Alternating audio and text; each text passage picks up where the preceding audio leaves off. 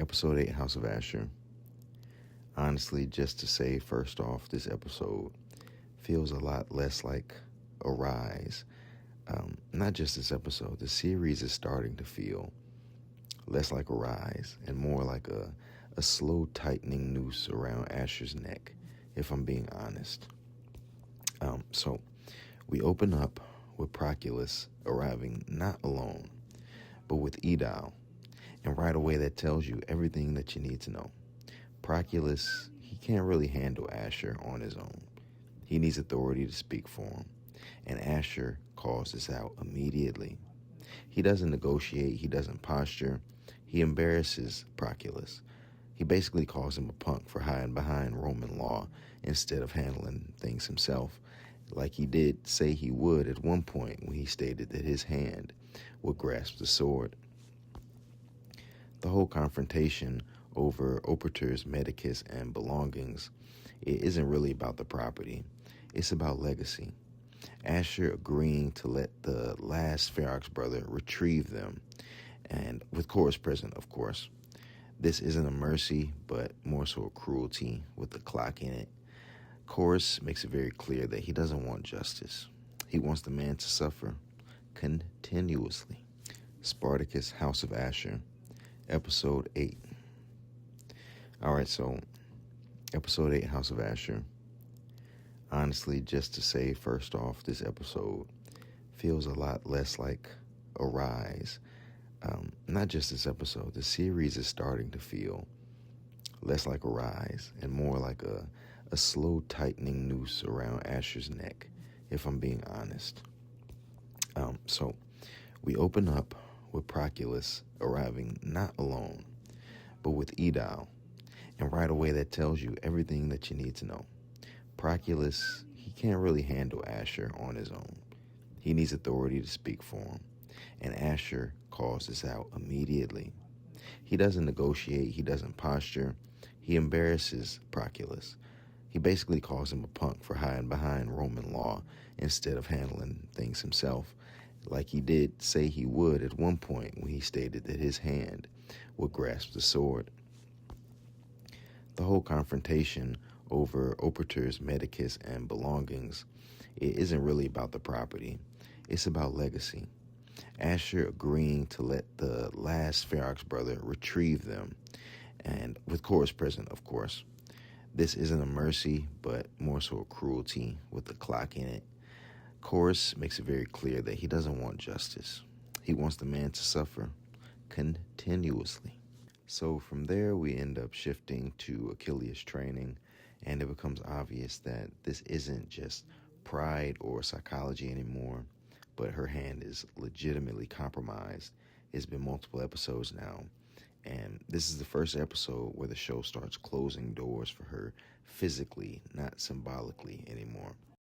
Korris returns and takes up the mantle of Dominus, and Caladus gives it up without resistance. That matters because it's not weakness, it's recognition. He respects him, and they are old friends. He actually says this as he hands it over, and Korris calls him a sentimental shit, things like this. You can tell they really are old friends. So Korris carries emotional authority now, and he is pretty much the center of gravity in the house once more. Then we get one of the most emotional threads of the episode. Caladus and Viridia are in the streets, and they end up running into Proculus. His words are venomous, and he doesn't threaten them directly. He threatens protection.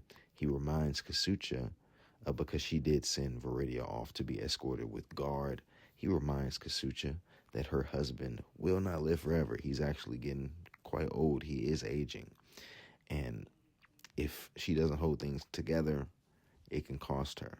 Caladus, she holds her own. She doesn't really show fear at all.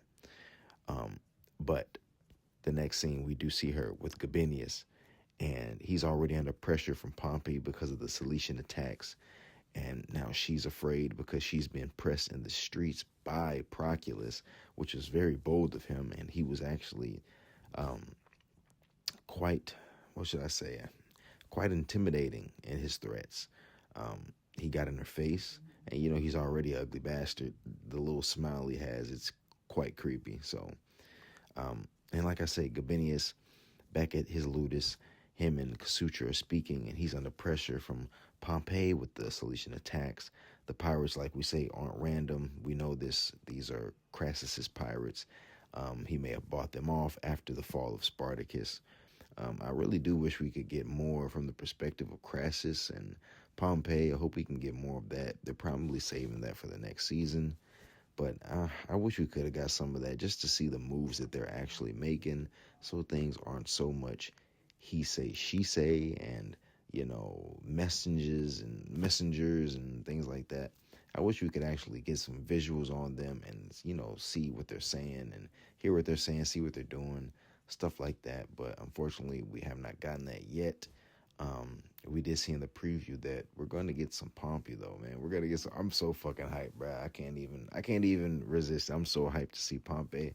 I'm so excited, and I'm so excited to see Caesar again. I need that guy back on screen. Pause. I'm just saying, I need that guy back on screen. He is actually a really good actor.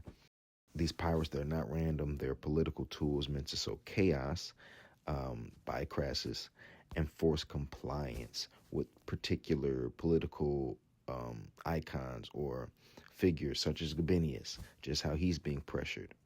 Gabinius knows he's stuck between Pompey, Caesar, and Crassus. This is the Triumvirate. If they all ally, they will form the Triumvirate, which we know in history they did actually do in 63 BCE, 60 something BCE. I know that they actually did form the Triumvirate. If this happens, one wrong move, and Gabinius's entire family could be erased potentially. This leads to a brutal truth. Viridia must marry off, not for love, not for ambition, but for survival.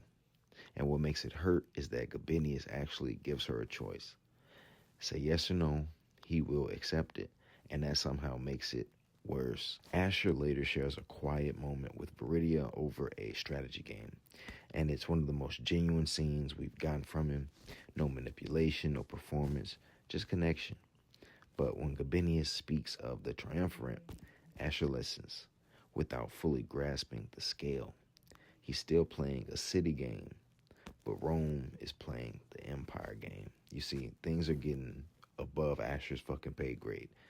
He is starting to realize he could have never been a top player. Ashur always wanted to be the top dog. You can't be top dog, bro. You can't be. You're a fucking Syrian, man. Come on now, you're a Syrian. And now he's starting to really see how the teeth and the gears of Rome chew people up, and they just devour people, even the most powerful of people. Now, the bath scene with Ashur and Halara. This one kind of hurt a little bit. Baby girl's growing on me. So Ashur admits that he was under the influence of opium when he confessed his love.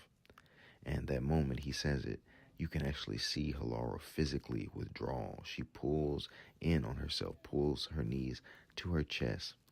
Access to her body and her trust is no longer guaranteed.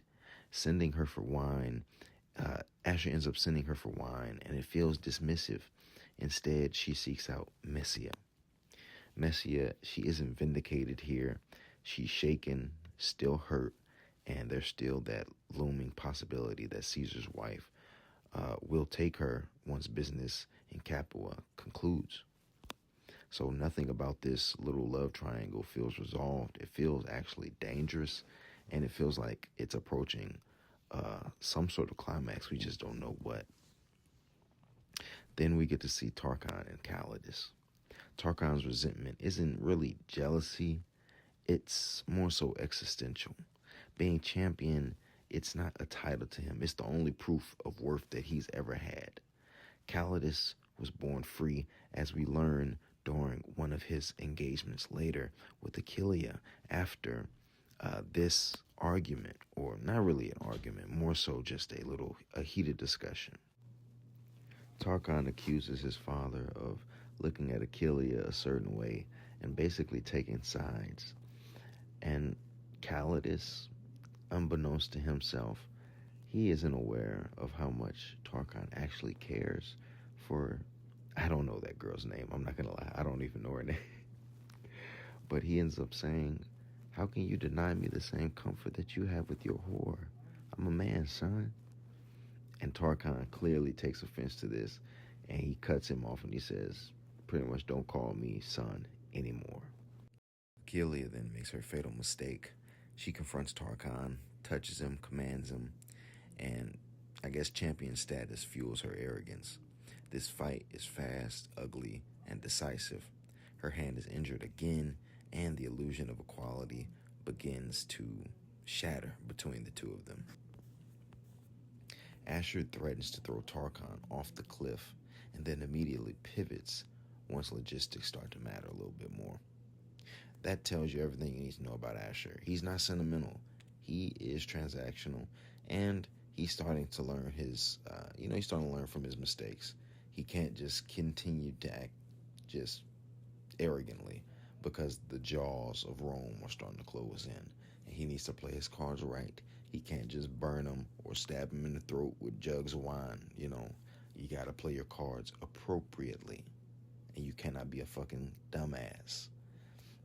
Ashur used to have protection as a slave. He had a form of protection, not just from others, but also from himself. That leash that Batiatus had on him protected Ashur because it kept him at bay from himself.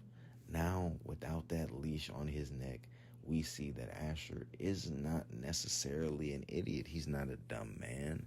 He is just not necessarily up to par for the game that he is playing. This shit is way above him. I mean, way above him. And he doesn't necessarily have the gall that Batiatus had to press certain officials because Batiatus was a Roman and he had desires to be in Roman politics. He had desires to take on that challenge. Ashur, I'm not sure if that is his desire.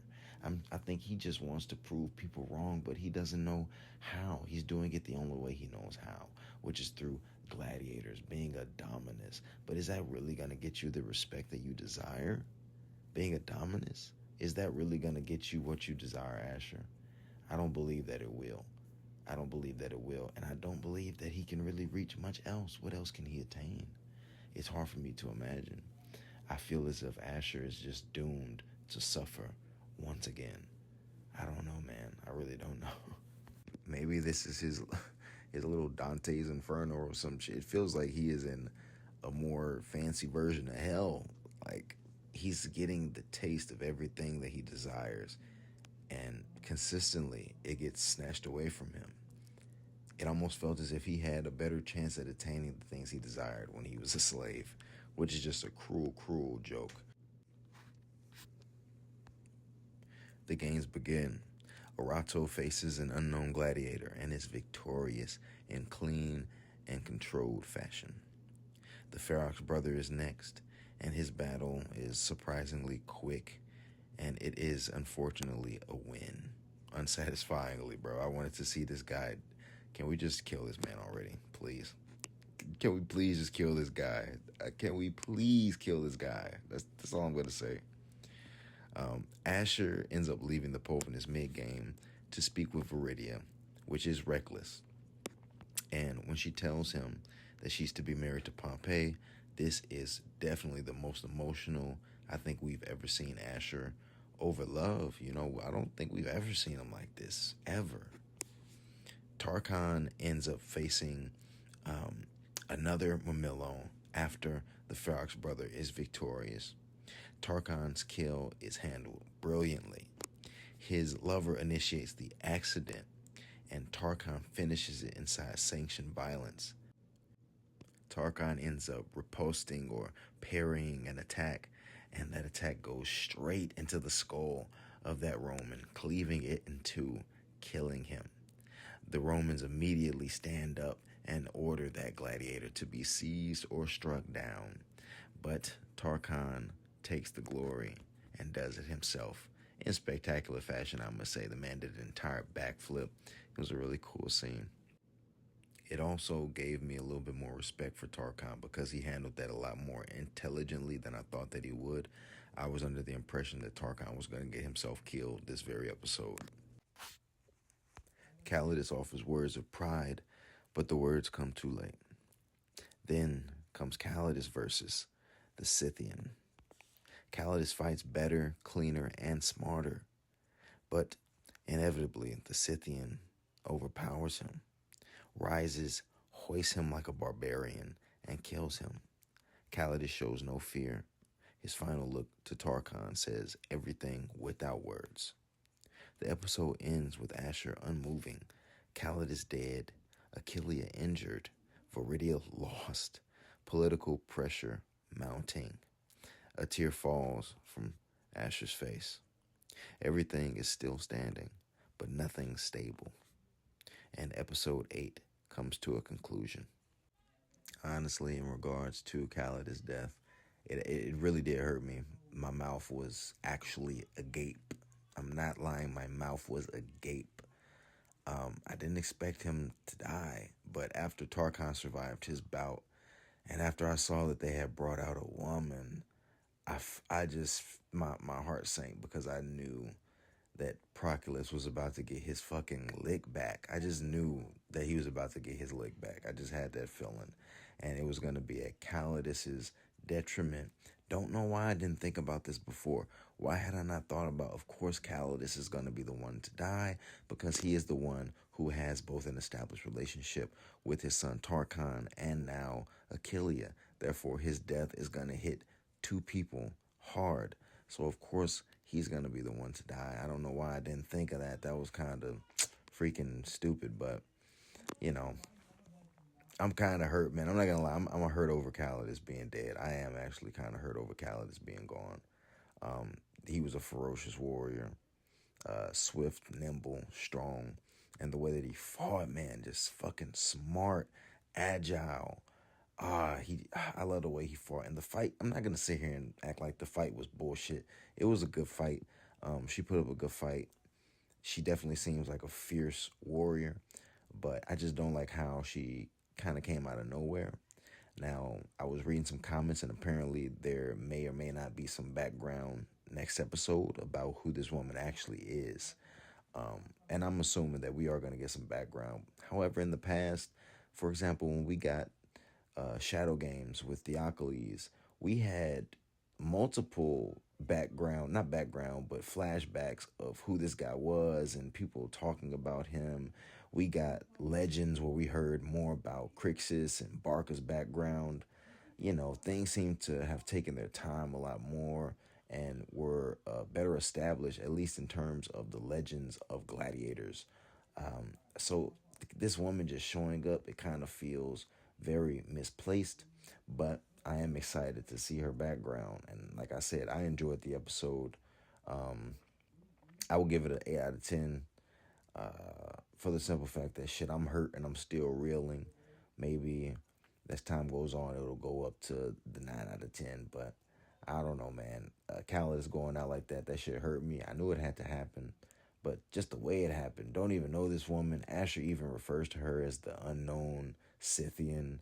Like, just, and then she hoists him in the air like he weighed fucking 50 pounds, you know, but she does look like a brute of a woman. I'm not going to sit here and say she looks like a fucking princess. The woman actually looks like she might be capable of such things, but, and mind you, Caladus, he's not a overly large man. He's probably 160 pounds. You know, he's not a huge guy.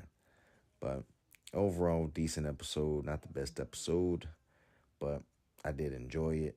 It was thrilling towards the end. I'm not going to sit here and pretend that the gladiator bouts weren't thrilling. I was on the edge of my seat. I was standing up.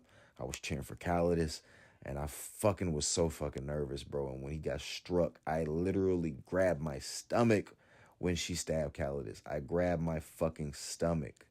Grabbed my fucking stomach, man. I couldn't believe it. I couldn't believe it, dude. But Caladus is gone. Rest in peace to a great warrior. Pressure's mounting on Ashur. It seems like everything's falling apart right before his fucking eyes. So, here we go, man. I can't wait for the next one. Let me know what you guys think. I know plenty of you guys are going to be pissed off.